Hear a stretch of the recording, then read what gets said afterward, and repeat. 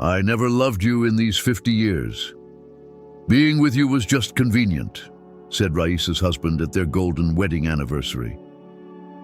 The room fell into stunned silence as everyone turned toward her, waiting for her response. At 72, Raisa still held herself with grace. Tall, dignified, with clear blue eyes and neatly styled silver hair. She studied her reflection in the mirror carefully. The warm cream-colored dress she was trying on fit her perfectly, accentuating her elegant figure. "Mama, you look absolutely stunning," her daughter Lyuda exclaimed, eyes gleaming. Zinaida Petrovna, the elderly seamstress with kind eyes, stepped back to assess the result of her long work. "There. Now it's perfect," she said, fastening the last pin. "This dress was made for you." It had been Lyuda who convinced Raisa and Boris to throw a big celebration. "A golden anniversary only comes once in a lifetime," she insisted, and Raisa couldn't refuse. Taking the role of organizer seriously, Lyuda booked the restaurant, invited relatives, took charge of decorations. Raisa ran her hand along the soft fabric, her mind wandering. Had it really been 50 years? It felt like only yesterday Boris brought her wildflowers. Now he was entirely grey, though every strand was familiar to her, beloved. After the fitting, Raisa and her daughter stopped at a cozy nearby cafe. The air was filled with the comforting aroma of fresh coffee and warm cinnamon rolls. "So, Mom, do you like the dress?" Lyuda asked, stirring her cappuccino. "It's a good dress, sweetheart. A very good one," Raisa answered, her eyes filled with quiet gratitude. Lyuda started to describe her plans for the party, the grand evening at the Birch Grove restaurant, the live orchestra Seryoja had found, the menu, which promised to be excellent. "Which relatives are coming?" Raisa asked as she broke off a piece of her pastry. Lyuda hesitated just a moment. "Uncle Kostya and Aunt Valya will be there. Marina and her husband too." She paused, then added casually, "And Aunt Vera's coming as well." Raisa froze.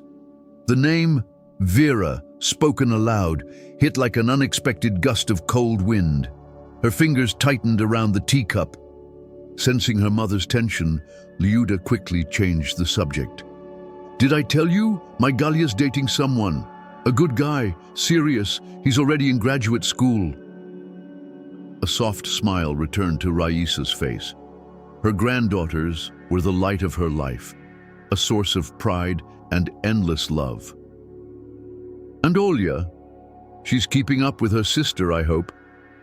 The conversation flowed easily after that into talk of school, dreams, and the girls' plans for the future. That evening, back home, Raisa headed straight for the kitchen. Her tiny Khrushchevka kitchen had been more than a cooking space for the past 40 years. It was the heart of the home. Bright curtains she had embroidered with roosters during long winter nights, clay pots lovingly arranged on shelves, the scent of fresh baking and borscht, every detail breathed warmth and belonging. She pulled out the meat grinder, deciding to make Boris's favorite cutlets.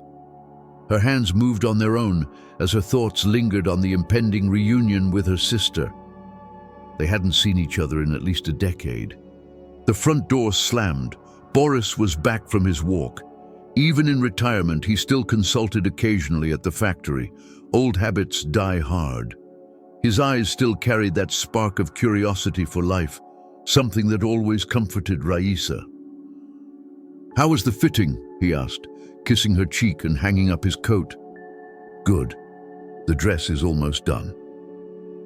"You need a new suit, Boris," Raisa declared at dinner, serving up steaming cutlets and mashed potatoes. "Raya, what do I need a fifth suit for?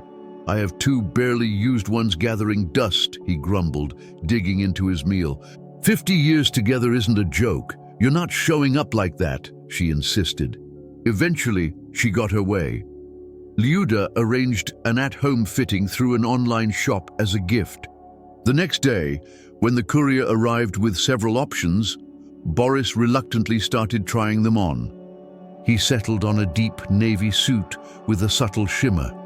Raisa couldn't take her eyes off him. "Borenka, you look so handsome," she said tenderly.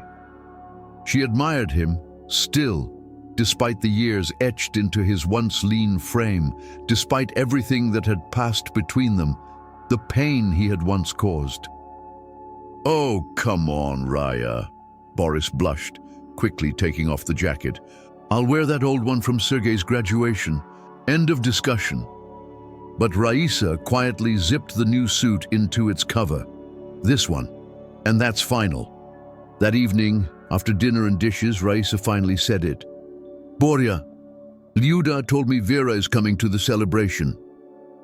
The silence that followed seemed to fill the entire room. Boris said nothing. He stood motionless, aged 10 years in a breath, then walked out as if he hadn't heard her at all. Left alone, Raisa sat down, letting herself fall into memory. She had been in 9th grade, he in 10th, just moved to their town with his parents. Tall, curly chestnut hair, deep brown eyes, he'd stolen every schoolgirl's heart. They bonded over volleyball. Raisa was the captain of the girls' team. Boris played for the boys. They argued constantly about technique, strategy, whose team was stronger. One day, they even fought over a ball, a silly fight that brought tears to Raisa's eyes. And then, unexpectedly, they started dating. The whole school buzzed with gossip. Goroshko and Vishnevskaya sitting in a tree. The memory brought a sad smile to her lips. It felt like a different lifetime. Back then, life had seemed like it would be simple, happy, cloudless. But that's not how it turned out. The doorbell rang, pulling her out of her reverie. She rushed to open it and was immediately wrapped in the arms of her twin granddaughters. "Grandma! Olya! We're staying over!" they shouted from the doorway, tumbling inside with their backpacks. Galia and Olya were striking, tall, fair-haired, with large gray eyes, one a mirror of Lyuda, the other more like her father. Their presence instantly filled the apartment with laughter and energy. While Boris chatted with the girls in the living room, clearly uplifted by their visit, Raisa busied herself in the kitchen, making their favorite, cheese-stuffed pancakes. "Grandma, is it true you bought yourself a wedding dress? Come on, show us," the girls pestered when the sweet smell of pancakes filled the air. "Food first, fashion later," Raisa chuckled, expertly flipping another crepe. Over dinner, the twins took turns sharing their latest news and secrets. Galia spoke of the young graduate student she was seeing, serious, kind, and clearly smitten. "Can you believe it, Grandma? He even introduced me to his parents," she chirped, polishing off her third pancake. Not to be outdone, Olya gushed about her upcoming study-abroad trip to Italy. "I've dreamed of seeing St. Peter's Basilica, the Colosseum. I've even started learning Italian." Raisa watched them with quiet joy and an aching sense of how quickly time passes. It felt like only yesterday she was singing them lullabies, and now they were falling in love, chasing dreams. "Girls, everything has its time," she said, pouring more tea. "To love, to marry, to have children. Just make sure your soul never aches from leaving something important undone." Her gaze clouded for a moment, as if her whole life passed before her, its joys, regrets, choices that could never be undone. Morning tea cooled in its cup as Raisa sat by the window, watching the autumn leaves drift to the ground. The approaching anniversary and the news of Vera's arrival had unearthed memories she'd spent years trying to bury. Their childhood had unfolded in a small coal mining town in the Donbas region. Their father, Stepan Vasilyevich, was a respected miner. Their mother, Nina Andreevna, a seamstress at the only local atelier. Life had been modest, but everything essential was there. Raisa remembered their house, a small one with a garden where her mother grew dahlias and marigolds. The kitchen always smelled of fresh bread. On Sundays, the whole family gathered for tea from the samovar, listening to radio broadcasts. The sisters were opposites, like day and night. Raya was calm, thoughtful, a top student who helped around the house and devoured books. She'd read the entire home library by age 10. Vera was a whirlwind of energy, always scraped knees and torn dresses, with that sparkle of wild defiance in her eyes. Constantly in trouble, but always charming her way out. "Your little one's a real firecracker," neighbors would say. Their mother just sighed. There was always an undercurrent of rivalry. If Raya got a new dress for school, Vera threw a fit demanding the same, or better. And once she got it, she'd quickly forget it, tossing it into the back of the closet. Their parents tried to love them equally, but Vera always felt Raya was favored. Raya, the honor student. Raya, the helper. "What am I, chopped liver?" she'd snap, slamming her door. Raisa remembered one evening clearly, her mother brushing her hair before graduation. "Be kind to your sister," she'd said softly. "She always wants to be first. Let her win sometimes. She needs it more than you do." As they grew older, things got more complicated. By 16, Raisa was dating Boris, the handsome boy from the parallel class. One day she came home from the library earlier than usual and found Boris and Vera together in the living room. Notebooks and textbooks were laid out, and Boris was explaining something. But it was the way Vera looked at him. Raisa understood everything in that instant. "She's not into me," Boris would later insist. "She just always wants what you have." And Raisa wanted to believe him.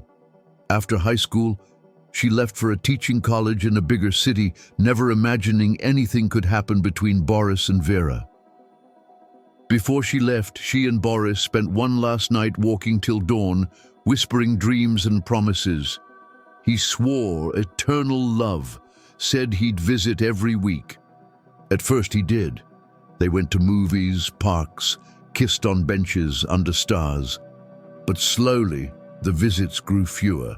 Boris had excuses, studies, part-time work. Raisa still visited home during holidays, but something had changed. His eyes no longer searched for hers the way they used to. His touch felt more like a duty. Then came the Sunday that shattered her world. Raya returned from college a day early. Classes were cancelled due to a heating system failure. And there they were, Boris and Vera, walking down the main street, hand in hand, laughing. The fire in Vera's eyes was unmistakable, the thrill of stealing something forbidden. And Boris. He looked truly in love. Standing by the window now, watching the leaves fall, Raisa felt that pain all over again. My God, all that water under the bridge. And it still feels like yesterday, she thought. She hadn't caused a scene. That evening she called Boris and asked him to meet. They sat on the same bench where they'd once kissed, until dizzy. "Do you love her?" Raisa asked. He stared at his hands for a long time, then nodded. It was the worst betrayal of her life by the two people she had trusted most. She returned to college and quickly broke down.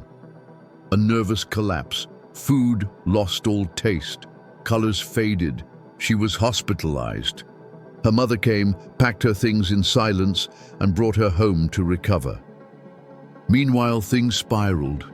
Vera was pregnant. In those days, for an unmarried girl, especially a miner's daughter in a small town, it was a scandal of the highest order. Boris's parents, upon hearing the news, were furious. His father, Ivan Petrovich, a chief engineer, his mother, a respected music teacher. They couldn't allow such disgrace. "We don't want that girl as our daughter-in-law," his father roared. "You'll marry Raya, just as planned." They threatened to cut Boris off. No home, no support. Raised in a stable household, he wasn't ready to live without their safety net. Vera, abandoned and desperate, turned to their mother. But Nina Andreevna was merciless. "You made this mess. You fix it. You tried to steal your sister's life. What did you expect?" In the end, Vera had an abortion. Raya learned much later there were complications, and doctors told Vera she would never have children. Vera left the town soon after, as if running from the wreckage. She enrolled in a medical school in Sochi, rarely wrote. When Raisa recovered, she shocked everyone, including herself, by accepting Boris's proposal, even knowing he loved her sister. Maybe she thought she could win back his love. Maybe it was revenge, to live with the man Vera had once held dear. The wedding was modest. They drove to the registry office in a friend's old car. A few close guests, a small reception. Vera didn't come. Said she couldn't get off work. Her congratulations came in a short letter. Raisa cried all night before the wedding. "Why do I need a husband who loves someone else?" she asked the ceiling. There was no answer. In the morning, she wiped her tears, put on the white dress her mother had sewn, and walked to the altar with a smile, as if nothing had ever hurt her. The first years of marriage were difficult. Boris was polite but distant. He kept his emotions behind a wall, as if serving a sentence rather than living a life. Raisa tried to be the perfect wife. She cooked his favorite dishes, ironed his shirts with meticulous care, sewed on missing buttons. In bed, she was tender, passionate even, though deep down, it felt like Boris was simply fulfilling a duty. Everything changed when Seryoja was born. Boris transformed, becoming a devoted father, then slowly a more attentive husband. He worked hard to provide for the family, and when little Lyuda arrived 4 years later, their home bloomed with a new kind of joy, something real. Time marched on. The children grew, filling their lives with pride. Boris climbed the ranks at the factory, from junior engineer to shop supervisor. Raisa balanced her teaching job with raising the kids and nurturing their cozy apartment. Vera wrote rarely, dry postcards on holidays, brief updates about her job, her new apartment. Once in a while she'd ask about the children, nothing more. Years passed. Then, one day, when the kids were already teenagers, Vera suddenly came to visit. That week was pure torment for Raisa. The first years of marriage were difficult. Boris was polite, but distant. He carried himself like a man fulfilling a duty, not living a shared life. Raisa tried everything to be the perfect wife. She cooked his favorite meals, ironed his shirts with care, sewed on buttons in silence. She offered him tenderness, even intimacy, though something always felt missing, something she dared not name. Everything shifted the day Seryoja was born. Boris changed. He became a father with a sense of purpose, and slowly, that purpose softened him as a husband too. He worked hard to provide for the family. And when Lyuda came along 4 years later, it was as if a new kind of light filled their home. Something fragile, something hopeful. The years rolled by. The children grew, each bringing pride and moments of quiet joy. Boris climbed the ranks at the plant. Raisa continued teaching, balancing her work and the warm world she built inside their modest apartment. Vera sent the occasional letter, postcards on holidays, dry updates about her job, her new address. Rarely did she ask about the children. The warmth had long faded. Then one day, years later, she returned. The children were teenagers by then. Her visit was unexpected, unexplained. Perhaps time had softened her. Perhaps not. She acted like nothing had happened. She praised the children, brought small gifts, smiled as if the past had been swept away like dust. But Raisa felt the past in every glance, in every laugh, in every silence between the three of them. Vera's presence cracked open something Raisa had sealed long ago, and though the visit only lasted a week, it unsettled her deeply. When Vera finally left, the house was quiet again, and Raisa didn't speak of it. Not then, not ever. 50 years have passed, years filled with quiet choices, small victories, deep wounds that never fully closed, years spent side by side with a man who, once upon a time, broke her heart, and yet became her home. Raisa had noticed how Boris and Vera looked at each other, hungry, aching glances, full of longing, full of regret. Outwardly, everything seemed proper. Vera played the role of the doting aunt, Boris the warm, polite host. But Raisa felt it, an invisible thread stretched between them. Time and distance had failed to break it. After that visit, Vera stayed away for a long time. Their contact became limited to phone calls, brief, dry exchanges of news. Years later, Vera moved to Gelendzhik, accepting a job at a sanatorium that came with housing. There she settled, occasionally sending postcards with images of the Black Sea. Raisa never reproached Boris for the past. She didn't create scenes, didn't accuse him, didn't relive the betrayal.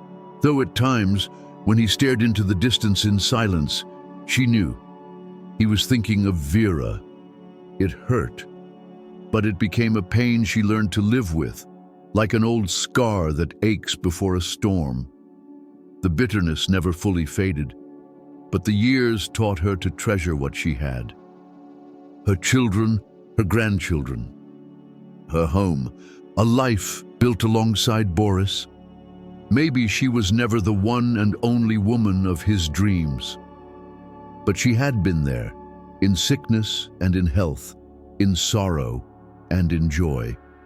And that, she thought, watching the leaves fall from the trees outside, counted for something.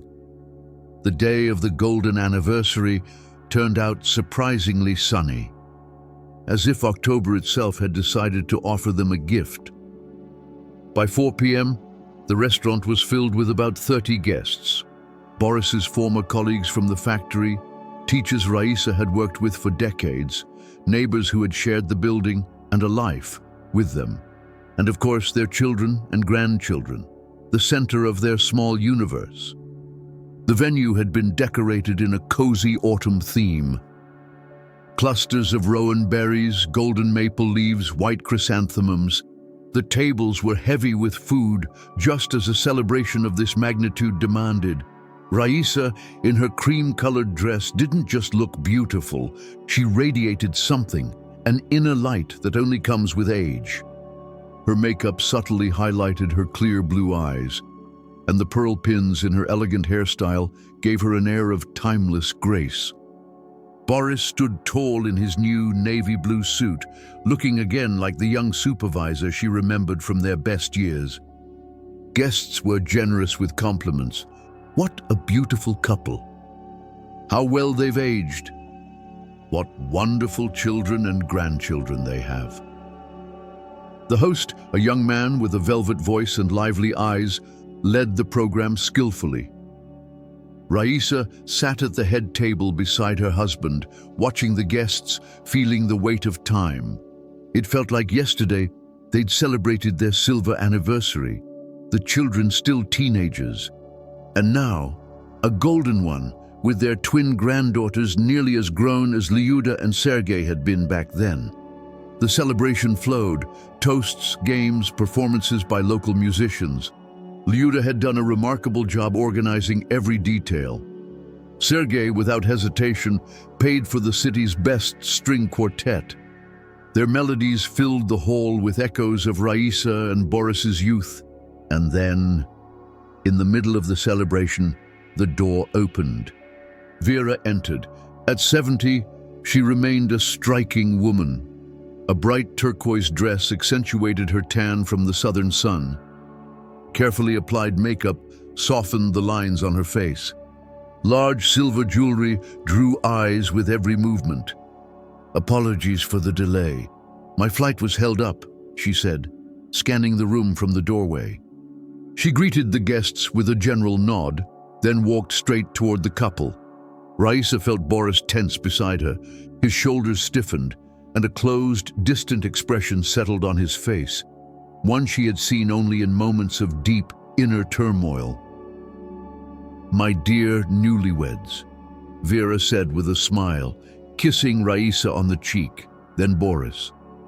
The scent of expensive vetiver perfume clung to her, nothing anyone in their town could find. Always had to stand out, Raisa thought.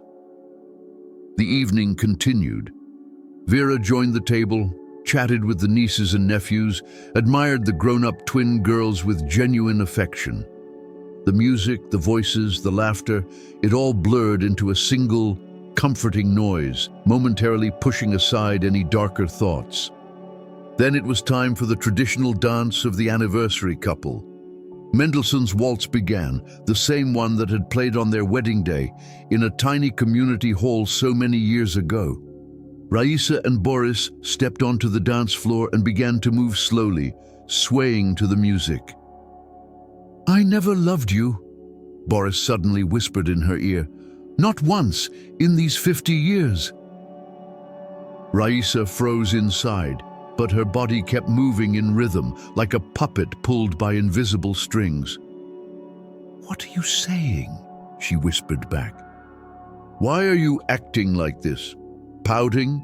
he asked casually. "I was with you most of the time, wasn't I?"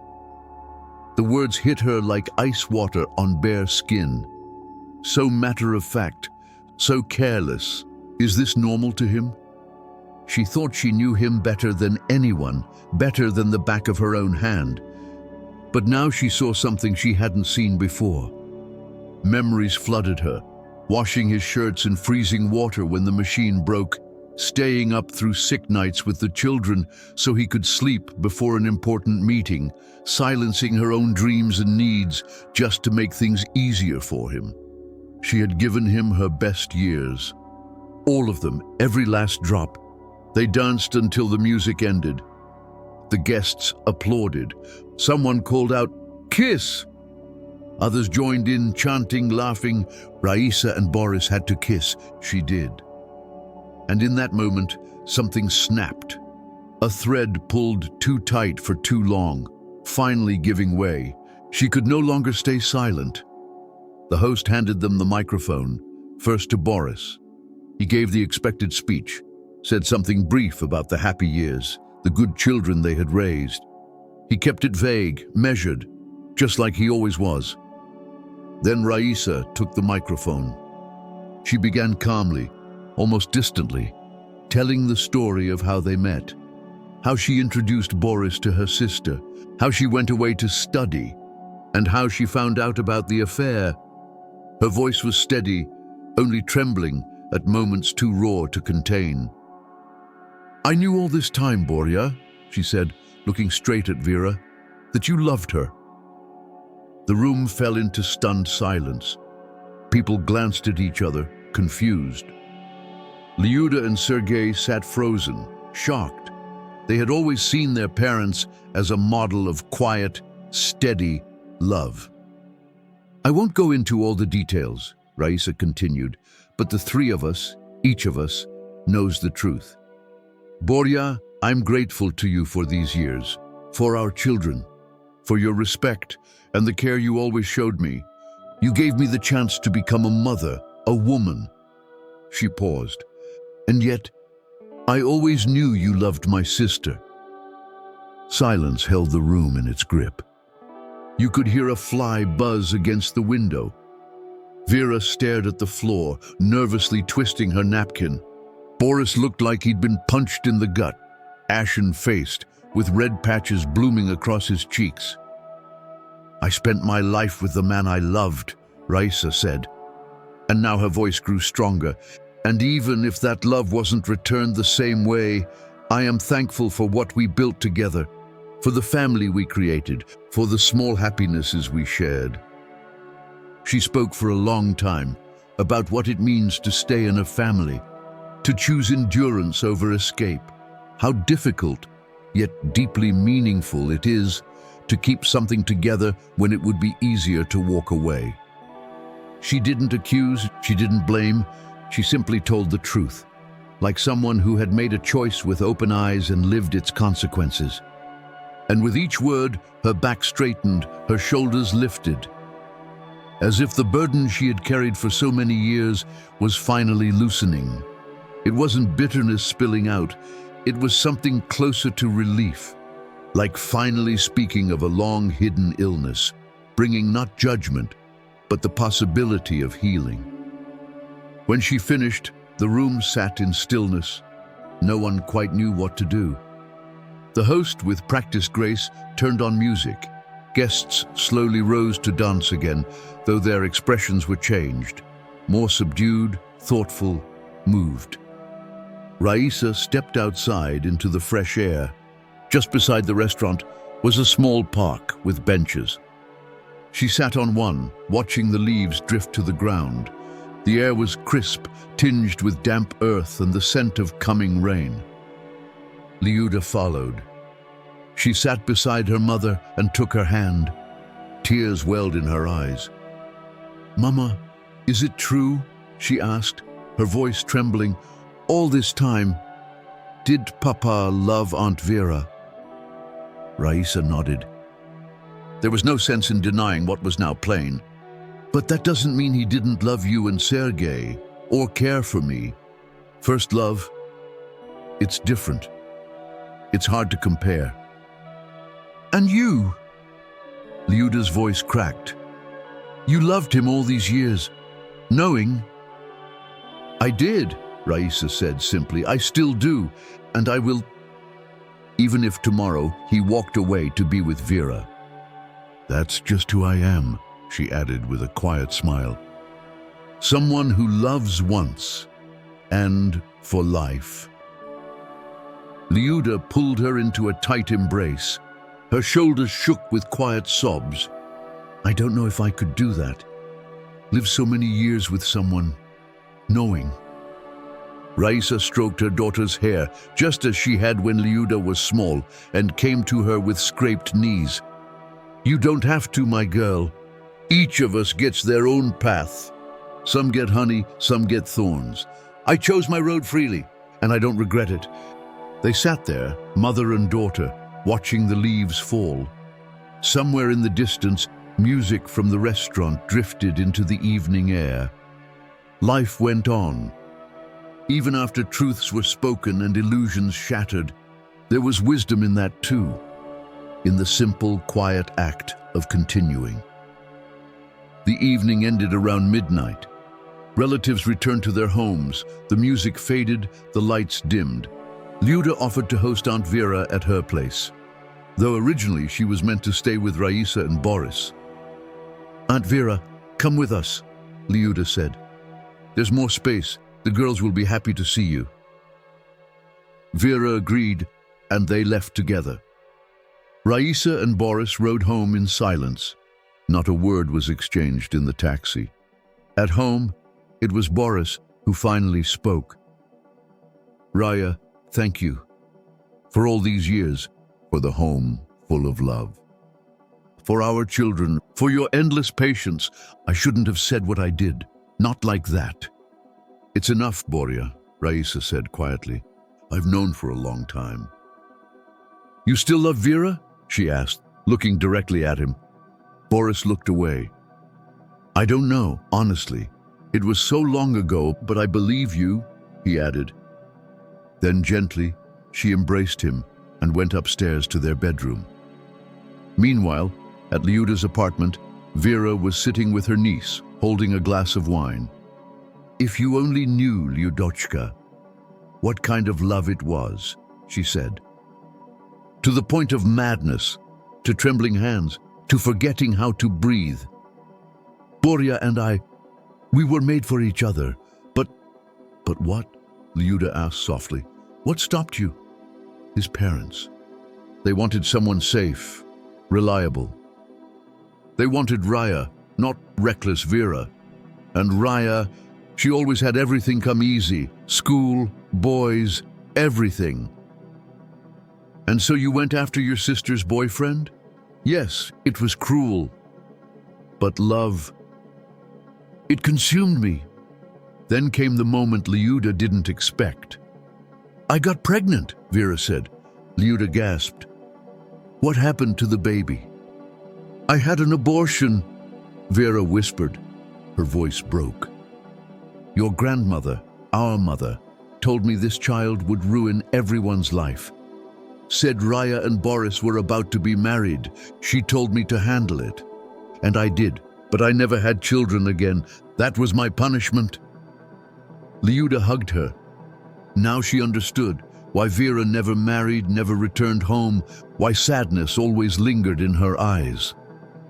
Boria chose your mother, Vera continued. Maybe out of duty, maybe out of fear, but he did, and I couldn't let go. No man ever compared. Then Liuda noticed it, how pale Vera's face was, how sharp her features had become. Aunt Vera, you didn't just come for the anniversary, did you? No, Vera said quietly. I have cancer, Liuda. Stage 3. I've started chemo. But the doctors say there are no guarantees. I came because this might be goodbye. Liuda was silent, shaken more than she had been by anything her father confessed. Please don't tell your mother. She has enough on her heart already. The next morning, Raisa woke to an empty bed. She found Boris in the living room, photo album in his lap. He lingered over one photo in particular. The three of them, young, smiling, not yet tangled in fate. Do you remember this day? He asked softly, pointing to the yellowed picture. Of course, Raisa said, sitting beside him. You took us both to the park. I let my braid loose that day, remember? Wanted to show off, but the wind messed up my hair. They turned the pages slowly. Each photo holding a story, a joy, a wound, a moment that passed too fast. So many years, Boris whispered. It feels like yesterday. Old age is like a rushing river, he added. You blink, and the whole life is behind you. Then the phone rang. Liuda's voice worried. Mama, she said gently, Aunt Vera is sick. It's serious, pancreatic cancer. She came to say goodbye. Raisa gripped the phone tighter. Bring her here, she said firmly. She'll stay with us. Boris looked at her, startled. She's sick, Raisa said, covering the receiver. His face changed. Let her come, he said. We have room. An hour later, Liuda brought Vera. When Raisa saw her sister at the door, she almost broke. Vera looked like the illness had stripped her of everything, every defense, every ounce of vanity. Come in, sister, Raisa said, embracing her. From now on, things will be different. That evening, after dinner, Raisa made up the guest bed. Boris helped silently, bringing pillows, folding blankets. We need to talk, Raisa said once they were alone. All three of us. Tomorrow. No more silence. Boris nodded. You're right. It's time. The next day, after Liuda took the girls out, the three of them sat down together. No longer young lovers, just three old souls, tired of holding it in. I loved both of you, Boris said, differently but deeply. Raya, safe, steady, kind. Vera, wild, overwhelming, impossible to forget. I was young. I made choices. I thought they were right. Do you regret them? Vera asked quietly. He paused. Raya was a good wife. She gave me a family, a life, something bigger than passion, something real. I loved you too, Boria, Vera said, bowing her head. I waited my whole life for you to come back. I never married. No one else ever came close. I'm sorry, Boris whispered. I should have fought harder. For you. For truth. You fool, Raisa said suddenly with surprising warmth. There's nothing to forgive. You were a good husband, a good father, and if you carried someone else in your heart, well, don't we all carry something? The three of them sat quietly. Time stood still, secrets no longer hung between them. Only peace. Vera stayed, and life changed. Raisa cared for her with the same devotion she had always shown her family. She made herbal teas, family recipes passed down for generations, soup on the stove, juices in small glasses, every detail, every kindness, a silent act of reconciliation. Even Boris changed. He became gentler, more present, not from duty but from something deeper. Something that had finally quietly shifted. They drank tea together in the evenings, talked of old times, not the painful intersections, but the shared beginnings, the childhoods, the dances, the memories that made them family. One day, Vera laughed so hard her face lit up, younger for a moment. Oh, remember when we stole cherries from Aunt Maria's tree and she chased us with nettles? Do I? Raisa laughed. My legs itched for a week. Boris smiled, watching them. Two women who had once felt like enemies, now sisters again, as if no 50 years had passed. Liuda visited often, the granddaughters too, and Vera listened to their stories with care, offering quiet advice. Even sick, she had wisdom to give. One evening she called Raisa into the room. She sat on the edge of the bed, holding a small box. Sit, she said. She opened a velvet-covered case. Inside were amber earrings, the same ones they had once fought over as girls. Parents had given them to Vera. Now she held them out. They were always yours, Raya, she whispered. I just kept them safe. Raisa's eyes filled with tears. She took them and embraced her sister, now frail and thin beneath the blanket. A month passed. Vera grew stronger. The care helped. The home helped. But it was time to return to Gelendzhik for treatment. I'll come soon, Raisa said, helping her pack. I'll help with the paperwork, the appointments. There's room, Vera said. My place is small, but cozy. The sea is close. You'll walk along the shore and rest. To Raisa's surprise, Boris offered to drive her to the station. I'll be quick. There and back, he said. When he returned, he carried a small bouquet of wildflowers. Chamomile, cornflowers, bluebells, the kind he used to bring her in their youth. These are for you, Raya, he said shyly. It's been a while. She smiled and placed them in a vase. Thank you, Boria. They're beautiful. That evening they sat on the balcony, watching the sun set. Boris took her hand, not out of habit, but because he wanted to. You know, he said quietly, for years I thought I lost something when I chose you, not Vera. But now I see I gained more than I ever knew. Raisa looked at the horizon, smiled softly. We had a good life, Boria. Not perfect, not easy, but ours. Do you regret it? He asked suddenly. Spending your life with someone who couldn't love you completely? She watched the last light fade. No, Boria, I don't. People love the way they can. And maybe that's what real love is, not the storms, but the daily choice to stay, to care. He squeezed her hand. You've always been wiser than me, Raya. A month later, they traveled to Gelendzhik. The sea greeted them with a soft breeze. Vera waited on the platform, thinner than ever, but glowing. The doctors say, I have a chance, she said, embracing them. An experimental treatment. We'll try. They stayed 2 weeks. Raisa cooked. Boris fixed leaky pipes and wobbly chairs. Vera showed them her favorite corners of the coast. And one day, sitting by the sea, the three of them laughed together. "So silly we were," Vera said through tears of laughter. "All that drama, all those wounds, and now we're three old people on a bench." "At least we talked," Raisa said, "before it was too late." "Too many don't," Boris added.